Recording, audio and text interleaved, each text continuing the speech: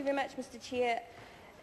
This part of the bill deals with the tax cuts that will significantly benefit the rich and leave the poorest of our most vulnerable families, and particularly their children, with the least. And that is considered by this government to be fair, that those children of the wealthiest families get more than those children of the most vulnerable and the poorest families. They call that progress, they call that fair, we call it a national disgrace. Now, there are alternatives, of course. These tax cuts don't have to be so utterly regressive that our poorest children suffer the most. They could be progressive tax cuts.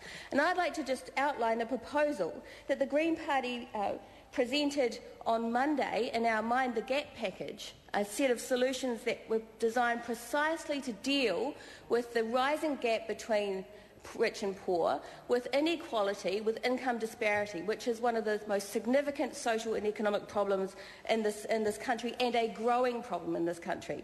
And one of our proposals was that there should be a tax-free band of $10,000, where every person who earns, including beneficiaries, would not pay tax on the first $10,000 of their income.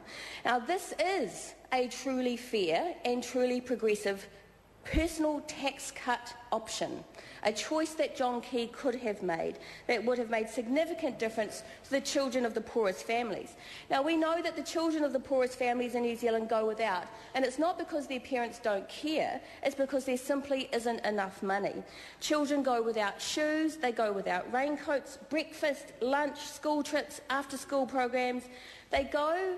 These children go without their basic rights to good health and good education. And, you know, some on the National Party side who believe in the sort of deserving poor charity model might suggest that they go to budgeting services. And in fact, that's what Paula Bennett does suggest as part of her reforms in social welfare. But there's no budgeting advice in the world that can make up the difference if there simply is not enough money to care for the needs of these children. The children who are in the worst poverty require more support. Now, this option, this choice that John Key could have made but did not, of providing a tax-free band of $10,000, would have provided around, we estimate, without government resources, something like $15, $17 a week in the back pockets of every earner. Now, that means that every person would get the same, which is fair in this context of a progressive tax.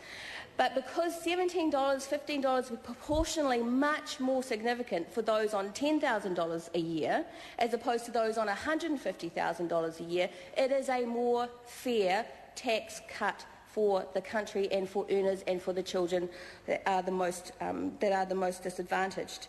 Now, this, again, was a choice that this government could make. It's a cheaper tax cut option. It doesn't cost $4.5 billion. It costs around $3 billion. So it certainly isn't.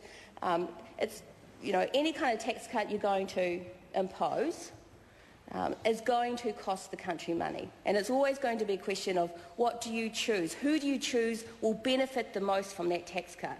Now, the Green Party would choose families who are on the lowest incomes. The Green Party would choose children who are living in the worst poverty. We would choose that they should benefit the most from a personal tax cut. But this government did not. This government chose instead to benefit the most wealthy, some of our highest income earners, by thousands of dollars a week, while those on the lowest incomes are arguably much worse off. At your best estimate, someone on $10,000 might get 85 cents a week, at a very best generous estimate.